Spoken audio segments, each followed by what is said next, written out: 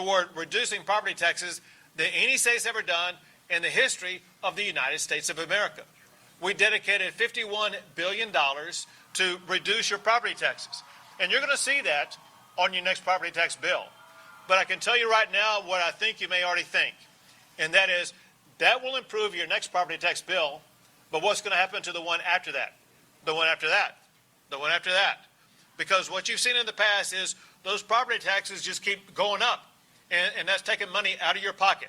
I'm here today to keep more money in your pocket.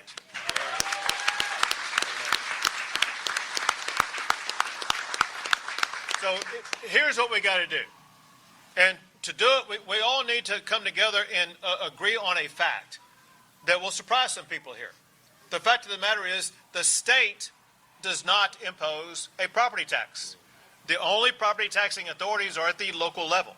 So knowing that, one way that you stop property tax increases is you stop the spending that leads to property tax increases. Yes. If you had no increase in spending, you would not have any increases in property taxes.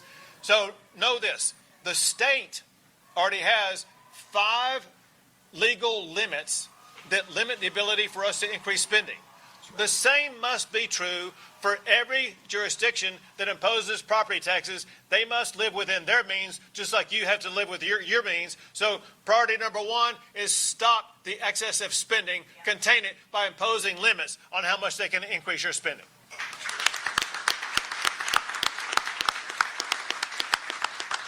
Item 2, and that is, listen, sometimes you get a property tax increase without even knowing about it, without even having a say in it. That should not happen. You should have a say in everything that's going to affect your ability to stay in your own home. So I want to require 100% of every property tax increase must not only be voted on, but must be approved by 2/3 of the people who go vote in that property tax.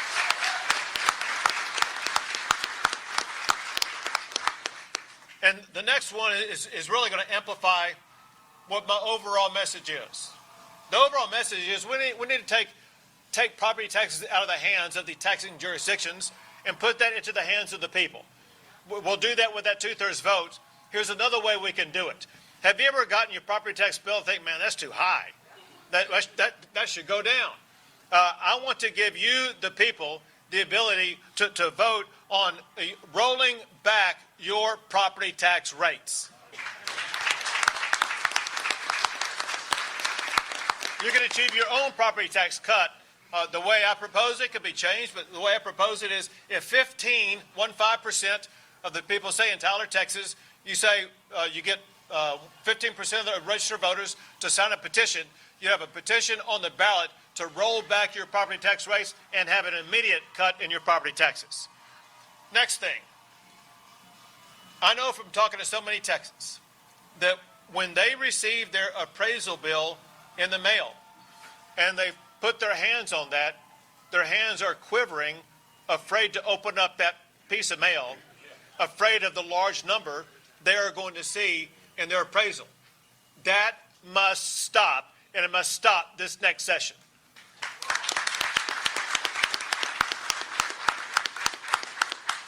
Here's 2 reforms for appraisals. 1, there's no reason for you to have to go through that appraisal process every single year.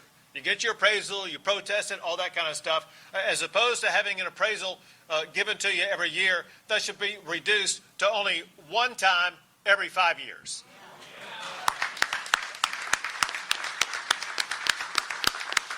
Second, the way Texas law works right now, your appraisal can go up to as much as 10% a year. That's one reason why you see affordability issues. That has to be stopped also. We must cap that not at 10% a year, but lower that cap to no more than 3% a year for your appraisal. And then last, if you pay your property tax bill, you know that the largest part of your property tax bill is your school district property tax. That's what's forcing so many people out of their homes. That property tax should be reduced to 0, and importantly, it should be the voters who have a right to vote on a constitutional amendment to eliminate the school district property tax in Texas.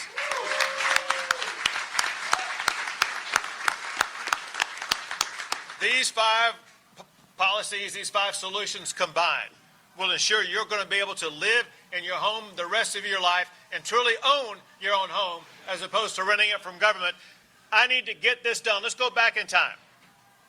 Some of you will remember in the last election, I said the time has come for Texas to pass education freedom choice for every parent and every child across the entire state of Texas.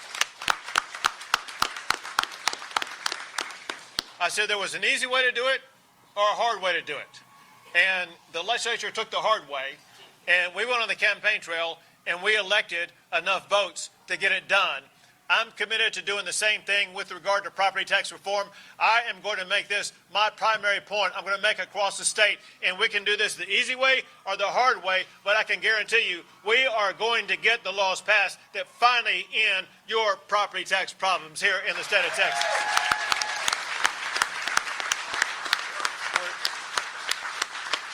I'm going to put my name on it. I think it's right over here. Here we go.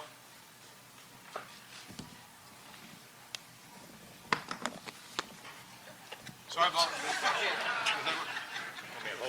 injury report. We got a sub. Come in. There we go. These are my 5 proposals right here. I'm committed to getting this done.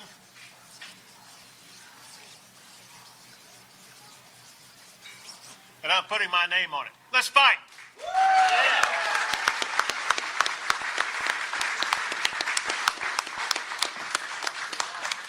I'll take a few questions. Governor, when it comes to voters having a chance to vote on abolishing school property taxes, how will school districts be funded alternatively? Sure. Well, first of all, the school districts will be funded by the state of Texas. If you go back to the reductions in let's say the increases in the homestead exemptions that just passed this November, that homestead exemption means less money will be going from local property taxes to schools. Instead, the state makes up the difference, and that's what would happen here.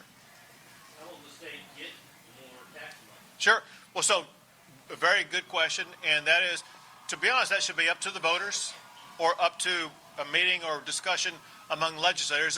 There's a lot of possible solutions to come up with the resources needed. I'll give you just one, a possibility.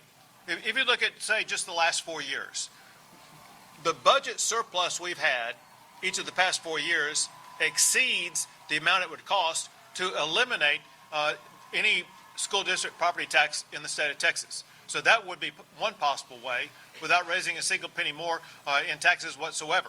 But I think, to be fair, the solutions should be something that we visit with voters about as well as members of the legislature. What excessive spending are you wanting cities to cut back on that's leading to the high crime? So let me just give you one example, and that's because as governor, I live in Austin, Texas, and I see what they do. So if you look at the population of Austin, Texas, for the past 10 years, the population number has remained flat, and yet property taxes have gone up 70%. They're spending far more per person than they did 10 years ago, 5 years ago, whatever the case may be. And it's up to these local jurisdictions to decide where the cuts are. Again, in Austin, Texas, there was a proposition on the ballot this November where they tried to raise property taxes. 2/3 of the voters voted against it. And now they're having to go through that decision-making process about what they cut. Let me be clear about one thing that is not subject to being cut. A few years ago, there was a movement across the country and even in places like Austin and a few other cities in Texas, this defund the police movement. Let me tell you something. In Texas, we support our law enforcement officers, period.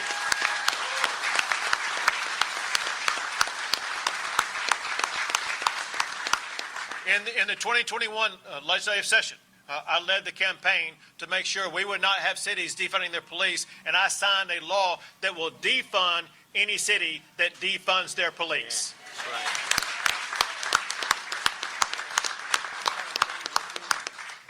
Governor, you have a lot of state reps here, lawmakers, and senators. Are you confident you have the support from the legislature to get these goals achieved? Because that's going to be necessary.